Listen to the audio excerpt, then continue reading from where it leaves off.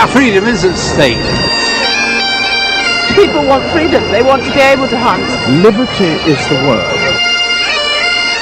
Everything is going, our traditions, and this is what we're fighting for. They marched in protest, a silent procession of a people grasping for one last chance to resist, shamefully admitting they only have themselves to blame for government policies that threaten their way of life, their security, and the future of democracy in Britain.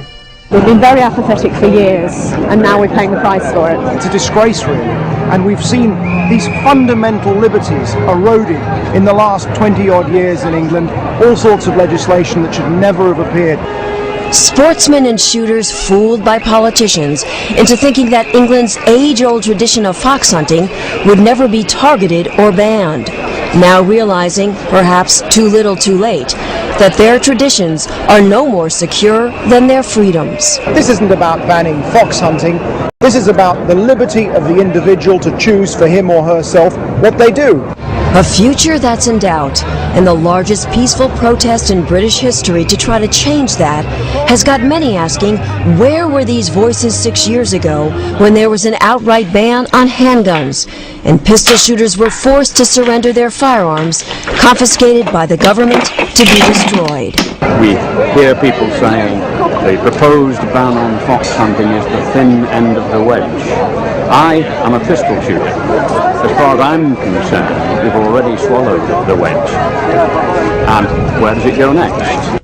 Liberties that have already been sacrificed for the politicians' false promise of a safer society. Gun bans that, as predicted, have simply backfired. We've seen about a 40% increase in firearms crime since the ban was introduced. That is not a success in my book. We need to be armed, you know, we're not safe any longer. Everything is changing. It's very simple. The authorities have no way of controlling criminals, so they control the law-abiding because we're an easy target. And now, some members of Parliament are questioning the government's anti-gun agenda, an agenda that has, without a doubt, failed. The use of weapons in crime has risen dramatically. And it's very difficult to get government departments to openly accept the fact. Politicians refusing to face the facts, while the police are forced to every day. It's totally out of control.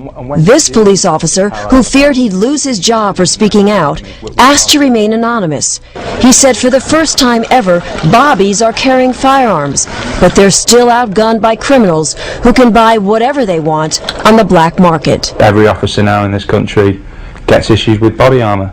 When I joined the police service back in the 80s, we didn't have any of this. We had a wooden truncheon and a set of chain link handcuffs. The firearms laws have been tightened up since. Why do we still need this equipment? Simply because the criminals have the weapons and are prepared to use them. Gun policy's gone tragically wrong, and police morale at an all-time low. I feel let down by the politicians, by the senior management in the police, and I feel at present I cannot give the public the service they demand and expect. And as this officer made very clear, it's a law built on a lie. The politicians, basically, they have misled the public. They said, if we ban handguns, the country's going to be a safer place. They ban the handguns, the country is not a safer place. Why are British people not to be trusted? And I think that says a lot about the government.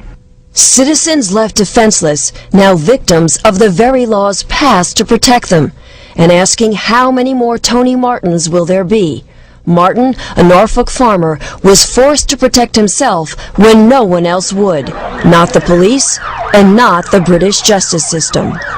What happened at this farmhouse owned by Tony Martin 4 years ago has struck a real nerve, not only in this country, but internationally.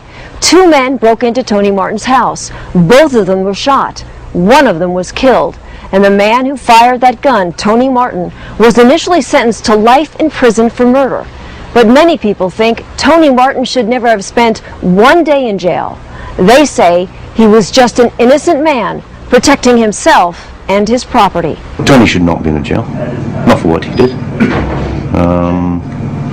He was perfectly within his rights, in my view, to look after his own property and his own life.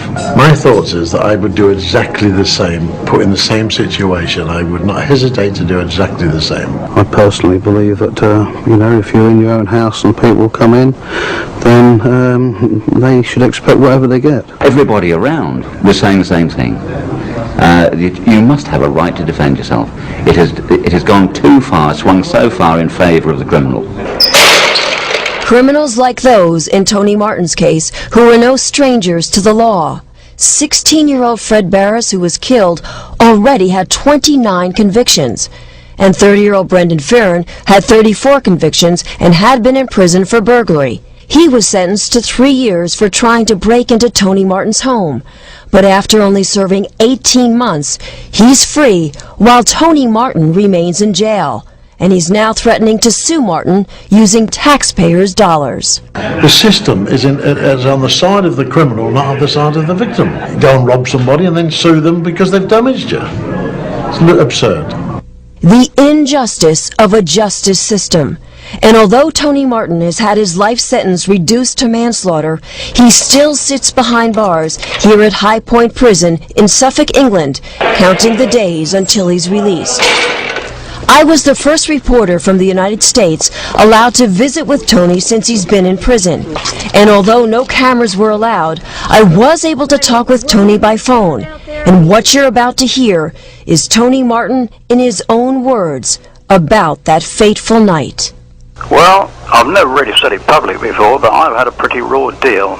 I personally think it's very, very wrong for somebody to have to live in their house in fear. But for some unknown reason, there are people in this country who don't know the difference between defending yourself, protecting yourself, and malice aforethought. I thought it was the people that came in the house that were malice aforethought. Chief Constable of Norfolk said that Tony shouldn't have used his gun, that he should have yelled for help. Well, you've seen the isolated location. I could scream furthermore and nobody would hear me at 2 o'clock in the morning. It's just a nonsense, I do believe. It could have quite well been the dead man, because there's no question. The police in this area is totally inadequate. I mean, we get little or no support. Police protection, residents here say they can't count on. And they're fed up with being denied the right to defend themselves. We've been broken into several times before. And most of the people around here at one stage or another has either been broken into or had an attempt to do so. This wasn't the first time you had a problem. No, it was the third time this year that somebody had broken the house, yeah. You actually become a prisoner in your own house. I have every sympathy. I genuinely do. But I can't say that the law shouldn't be what the law was. What I can say now is that because of that, we ought to review that particular law. I think the Americans have a saying about it's better to be judged by 12 than carried by 6. Tony Martin tried that venture. He was judged. He is in prison. The story is not yet finished.